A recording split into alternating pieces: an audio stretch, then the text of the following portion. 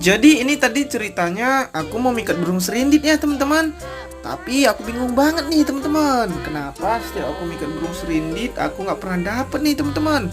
Padahal aku sudah membeli untuk pikatannya 2 ekor nih teman-teman. Aku tadi beli burung ini dengan harga 100.000 nih teman-teman.